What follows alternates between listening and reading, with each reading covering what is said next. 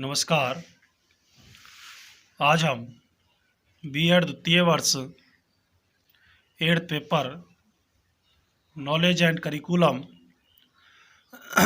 ज्ञान और पाठ्यचर्या के अंतर्गत समाज का अर्थ एवं विशेषताएं, meaning and characteristics of society और समाज का शिक्षा पर प्रभाव, impact of society on education का अध्ययन करेंगे। सबसे पहले जानते हैं समाज का अर्थ एवं विशेषताएं, meaning and characteristics of society. प्रायः हम दो या दो से अधिक व्यक्तियों के समूह को समाज या सोसाइटी कहते हैं। बिना समाज के अकेला मनुष्य का कोई अस्तित्व नहीं है।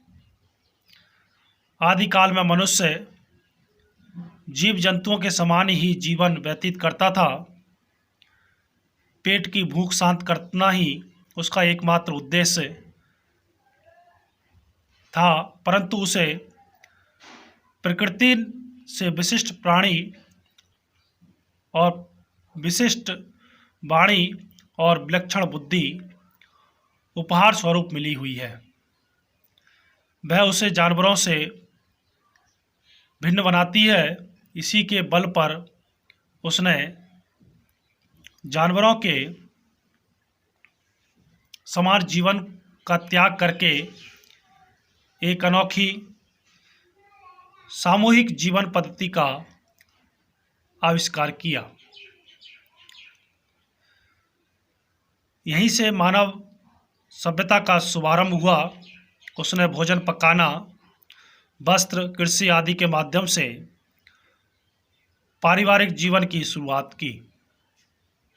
यह कार्य किसी अकेले व्यक्ति के दम पर संभव नहीं था, अतः उसने समाज का निर्माण किया। उन्होंने पारस्परिक सहयोग व अपनी आवश्यकताओं नेसेसरी की पूर्ति के लिए समाज या सोसाइटी का निर्माण कर लिया। धीरे धीरे मनुष्यों में लैंगिक साहचर्य, रिश्ते और सुख दुख की सहभागिता आदि पनपने लगी। इससे इन्हें एक दूसरे के अस्तित्व का आभास होने लगा। प्रसिद्ध समाजशास्त्री मैकाइवर ने अपनी पुस्तक समाज में लिखा, समाज सामाजिक संबंधों का एक बारीक जाल है। Society is the cobweb of social relationship. वहीं अरस्तु ने भी कहा, मनुष्य एक सामाजिक प्राणी है। समाज का सबसे आधारभूत लक्षण व्यक्तिगत विभिन्नता, इंडिविजुअल डिफरेंसेज हैं। क्योंकि कोई दो व्यक्ति पूर्ण रूप से समान नहीं होते हैं। प्रत्येक व्यक्ति शारीरिक, मानसिक और बौद्धिक विकास अपने ढंग से ही करता है। प्रत्येक व्यक्ति की रुचियां और क्षमताओं में विभिन्नताएं होती हैं। इसी भिन्नता का आधार ही व्यक्ति अपने स्वभाव के अनुसार अलग अलग कार्य करता है। यही समाज की मूल अवधारणा है और यही उसका मूल आधार है। मिलजुल कर प्रेम और सहयोग पूर्वक रहने की यही भावना समाज को एक सूत्र में बांधती है। क्योंकि एक व्यक्ति अपने गुणों के माध्यम से कई लोगों के काम आता है। प्रत्येक व्यक्ति अपने इस सामाजिक उत्तरदायित्व को निभाते हुए सभी के लिए विकास के मार्ग को प्रशस्त करता है और वे आपसी सहयोग से ही समाज या सोसाइटी का निर्माण करते हैं। इसी के परिणाम स्वरूप समाज व्यक्तियों को सुरक्षा, सुविधाएं और आश्रय देता है। यहीं पर मनुष्यों में पारस्परिक प्रेम, भाईचारा, सहयोग, सहिष्णुता, सम्मान और परोपकार आदि गुणों का उदय होता है। समाज में सहकारिता, कोऑपरेटिव, उत्तरदायित्व, रेस्पॉन्सिबिलिटी कर्तव्यनिष्ठा, मानवीय संवेदनाओं, आध्यात्मिक और भौतिक प्रगति, रोजगार, आर्थिक सहयोग, नियोजन व शिक्षा, एजुकेशन आदि जैसे जीवन के महत्वपूर्ण मूल्यों का निर्माण किया जाता है। आर.सी. कॉलिंगवुड ने समाज के विषय में लिखा है, समाज एक प्रकार का समुदाय है अथवा समुदाय का भाग है जिसके सदस्य अपने जीवन के तौर तरीकों के प्रति सामाजिक रूप से चैतन्य होते हैं और वे समान उद्देश्यों व मूल्यों के आधार पर एक दूसरे से बंधे होते हैं। A society is a kind of community or a part of community whose members have become socially conscious of their mode of life and are united by a common set of aims and values।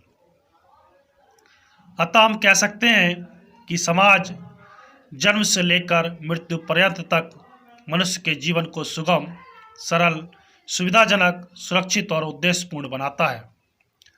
समाज ही यह वह इकाई है जहाँ पर मनुष्य शिक्षा के माध्यम से समन्वित व संतुलित विकास को प्राप्त करता है।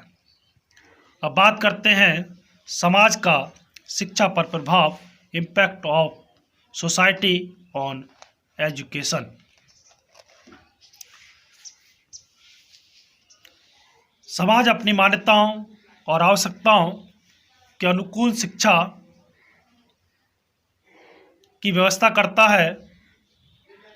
समाज में गतिशीलता होने के कारण उसकी आवश्यकताएं और मान्यताएं चेंज या परिवर्तित होती रहती हैं।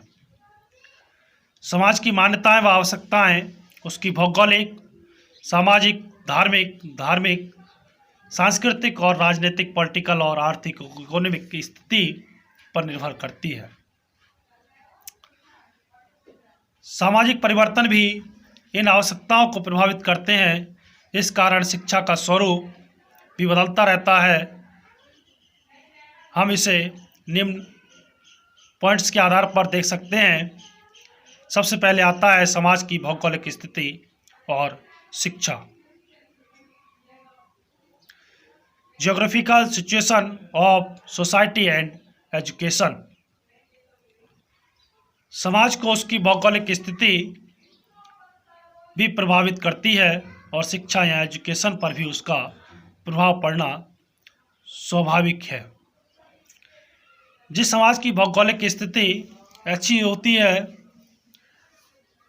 उसमें मनुष्य को जीवन रक्षा के लिए कड़ा संघर्ष करना पड़ता है। वहाँ अधिकांश व्यक्तियों के पास शिक्षा या एजुकेशन के लिए ना समय होता है और ना ही धन होता है। अतः उनमें जनशिक्षा की व्यवस्था नहीं होती और शिक्षा का क्षेत्र भी सीमित हो जाता है। दूसरी ओर जिन समाजों की भौगोलिक स्थिति मानव के अनुकूल होती है और प्राकृतिक संसाधन भी भरपूर मात्रा में होते हैं, उनमें व्यक्तियों के पास शिक्षा या एजुकेशन के लिए समय व धन दोनों होते हैं। परिणामतः उनमें शिक्षा की व्यवस्था भी उचित व सर्वसाधारण के लिए होती है। जहाँ पर प्राकृतिक संसाधन काफ़ी मात्रा में उपलब्ध होते हैं, वहाँ के उद्योग धंधे भी उन्नत दशा में होते हैं। कृषि प्रधान देश कृषि या एग्रीकल्चर के अनुकूल शिक्षा पर बल देते हैं और उद्योग धंधे या उद्योग प्रधान देश औद्योगिक शिक्षा पर बल देते हैं। अगला आता है समाज की संरचना और शिक्षा, सोशल स्ट्रक्चर एंड एजुकेशन। अलग अलग समाजों का स्वरूप भी अलग अलग होता है। कुछ समाजों में जातियां होती हैं और जाति भेद भी। कुछ में जातियां तो होती हैं परंतु जातिगत भेद नहीं होते हैं। कुछ समाजों में उच्च व निम्न वर्ग का भेद होता है और कुछ में नहीं होता है। समाज के इन सभी पक्षों का प्रभाव एजुकेशन या पर पड़ता है। यदि भारतीय समाज, इंडियन सोसाइटी को देखें तो प्राचीन समय में शूद्रों को उच्च शिक्षा से दूर रखा गया था और आधुनिक समय में वर्ण भेद न होने के लिए शिक्षा की व्यवस्था समाज के प्रत्येक व्यक्ति के लिए है।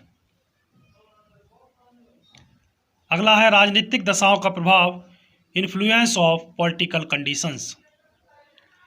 समाज की राजनीतिक विचारधारा का शिक्षा पर गहरा प्रभाव पड़ता है। जिस समाज या सोसाइटी की पॉलिटिकल कंडीशन या राजनीतिक परिस्थितियां जैसी होती हैं, वहाँ की एजुकेशन सिस्टम पर भी राजनीतिक विचारधारा का प्रभाव पड़ता है। इसी कारण आज अमेरिका, चीन, रूस और भारत में शिक्षा की व्यवस्था अपनी अपनी राजनीतिक विचारधारा के अनुसार ही है। अंत में आता है समाज की संस्कृति और शिक्षा, कल्चरल एंड एजुकेशन। संस्कृति से तात्पर्य किसी समाज या सोसाइटी विशेष का रहन सहन, खान पान, व्यवहार, प्रतिमान, विश्वास, परंपराएं, आचार विचार, रीति रिवाज, आदर्श, मूल्य, कला कौशल, संगीत, नृत्य, साहित्य, भाषा, धर्म, दर्शन आदि। ये सभी विशेषताएं किसी भी समाज या सोसाइटी की संस्कृति या कल्चर की पहचान होती हैं। जैसे सरदारों की पहचान उनकी विशेष प्रकार की पगड़ी होती है। किसी भी समाज की शिक्षा या एजुकेशन पर उसकी संस्कृति का बहुत प्रभाव पड़ता है। शिक्षा के उद्देश्य उस समाज के दर्शन, आदर्श, मूल्यों पर आधारित होते हैं। विद्यालय या स्कूल समाज का लघु रूप होता है, अतः विश्वविद्यालय की व्यवस्था में संस्कृति का प्रभाव स्पष्ट रूप से दिखता है। समाज का शिक्षा पर प्रभाव के कुछ पॉइंट्स का अध्ययन हम कल के व्याख्यान के अंतर्गत करेंगे।